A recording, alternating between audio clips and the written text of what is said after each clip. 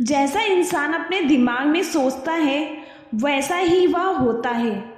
यह बात मनुष्य के समूचे अस्तित्व पर लागू होती है या उसकी जिंदगी की हर स्थिति, हर परिस्थिति पर लागू होती है। इंसान वाकई वैसा ही होता है जैसा वह सोचता है। उसका चरित्र उसके सभी विचारों का महायोग होता है। उसका जीवन उसके सभी विचारों का महायोग होता है। इसीलिए अगर आप अपने जीवन को बदलना चाहते हैं तो सबसे पहले तो आप अपने विचारों को बदलो। जब तक आप अपने विचारों को नहीं बदलोगे तब तक आपका जीवन नहीं बदल सकता। इसे ज़्यादा अच्छी तरह समझाने के लिए हम खेती की उपमा लेते हैं। हम जानते हैं कि बीज से पौधा उगता है और बिना बीज के कोई पौधा पैदा नहीं हो सकता। इसी तरह विचार वह मानसिक बीज है जिसके बिना सक्रियता का पौधा नहीं उग सकता और कर्म का फूल नहीं लग सकता और सुख या दुख का फल नहीं मिल सकता। यह हमेशा सच होता है, चाहे हम सोच समझकर काम करें या सोचे समझे तुरंत प्रतिक्रिया करें। कर्म विचार का फूल है। देखिए, जब तक बीज नहीं होगा तब तक फूल नहीं उग सकता। इसलिए विचार पहले आता है, काम उसके बाद होता है। सरल भाषा में समझे तो आपके मन में कोई विचार आता है और फिर आप उस विचार के अनुरूप काम करते हैं, यानी विचार बीज है और काम उस बीज से उत्पन्न हुआ फूल है। और कर्म के इस फूल से जो फल उत्पन्न होते हैं वे हैं सुख और दुख। इस तरह हम देख सकते हैं कि मनुष्य अपने दिमाग में जिन विचारों के बीज बोता है वह उन्हीं के अनुरूप मीठी या कड़वी फसल काटता है। फसल कैसी होगी यह इस बात पर निर्भर करता है कि आपने कैसे बीज बोए थे। अगर आपने करेले के बीज बोए थे तो आप आम के फलों की उम्मीद कैसे कर सकते हैं। इस सिद्धांत को अपने जीवन में लागू करके देखें और अगर आप आम के फल खाना चाहते हैं तो प्लीज़ आम के बीज ही बोएं। हमारे मन के विचार ने हमें बनाया है। हम जो हैं उसे विचार ने बनाया है और ढाला है। यदि किसी इंसान के मन में बुरे विचार होते हैं तो कष्ट उसके जीवन में उसी तरह खींचा चला आता है जिस तरह बैल के पीछे गाड़ी खींची चली आती है। यदि किसी इंसान के विचार पवित्र और निर्मल होते हैं तो खुशी उसके पास उसी तरह रहती है जिस तरह उसकी छाया रहती है।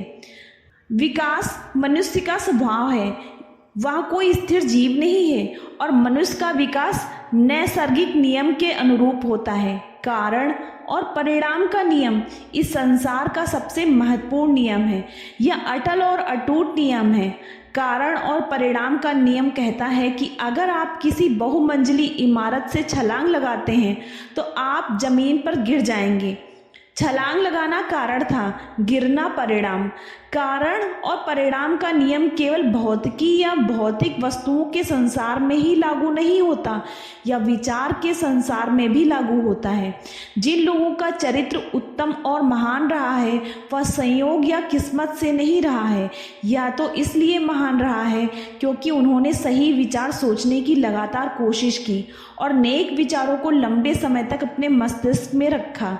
इसी तरह जिन लोगों का चरित्र घटिया और पार्श्विक होता है वह भी संयोग या किस्मत से नहीं होता है, या तो घटिया और पार्श्विक विचार लंबे समय तक लगातार सोचने का परिणाम होता है।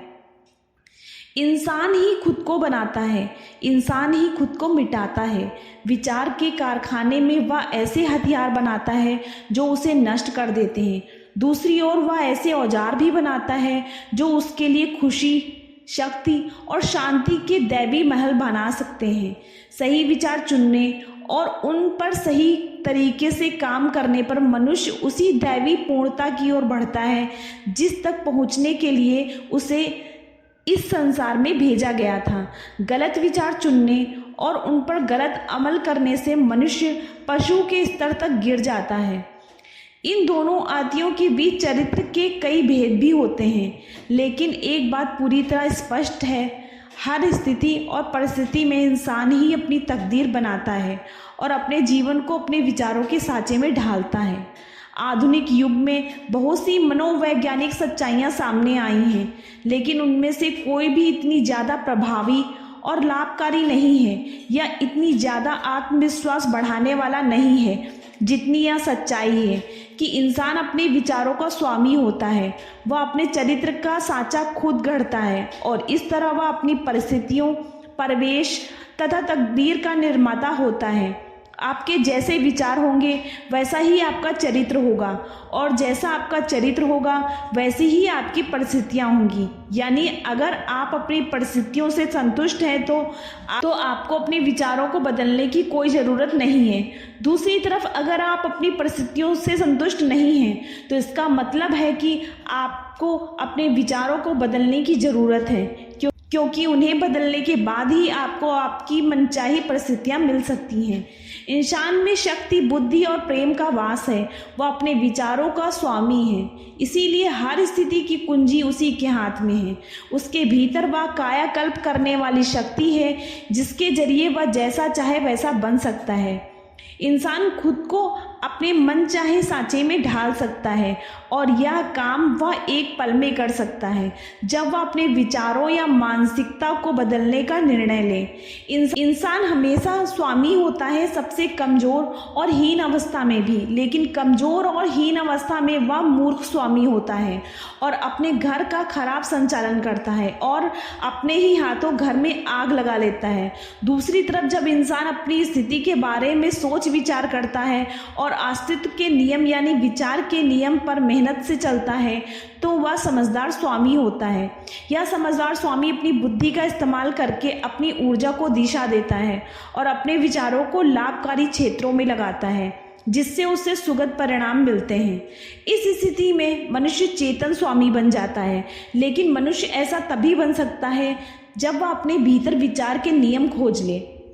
यह खोज पूरी तरह से अमल, आत्मविश्लेषण और अनुभव पर निर्भर करती है। सिर्फ खोजने और खुदाई करने से ही सोना और हीरे मिलते हैं। इंसान भी अपने अस्तित्व से जुड़ी हर सच्चाई खोज सकता है। शर्त सिर्फ इतनी है कि उसे अपनी आत्मा की खान में गहराई तक खुदाई करनी होगी और इस काम में लगन से जुटे रहना होगा। इस तरह खुदाई करने के बाद उसे उस सच्चाई का पता चलेगा कि वह अपने चरित्र का निर्माता है। अपने जीवन का सांचा उसी ने बनाया है और वही अपनी तकदीर लिख रहा है। इस तरह देखने पर उसके सामने बिना किसी शक के यह साबित हो जाएगा कि उसे अपने विचारों पर नज़र रखनी चाहिए, उन्हें नियंत्रित करना चाहिए और बदलना चाहिए, क्योंकि उसके विचारों का उस पर, दूसरों पर और उसकी ज़िंदगी तथा परिस्थितियों पर कितना गहरा असर हो रहा है। इंसान को यह जांच पड़ताल धैर्य से करनी चाहिए। उससे कारण और परिणाम के नियम के दृष्टिकोण से इस पर विचार करना होगा। अगर वह अपने विचारों को पहचान लेगा, नियंत्रित कर लेगा और बदल लेगा तो उसके सामने यह साबित हो जाएगा कि वह सचमुच अपने चरित्र का निर्माता है, अपने जीवन का शिल्पी है और अपनी तकदीर का स्वामी है। तब उसे पता चल जाएगा कि उसके जीवन की हर घटना, चाहे वह कितनी ही छोटी क्यों ना हो, आत्मज्ञान हासिल करने की साधन है। इसी से समझ, बुद्धि और शक्ति मिलती है। दैवी नियम भी इसी दिशा में संकेत करता है। जो खोजता है वह पाता है, जो द्वार खटखटाता है उसके लिए द्वार खुल जाता है। धैर्य, अभ्यास और सतत संकल्प से ही मनुष्य ज्ञान के मंदिर में दाखिल हो सकता है।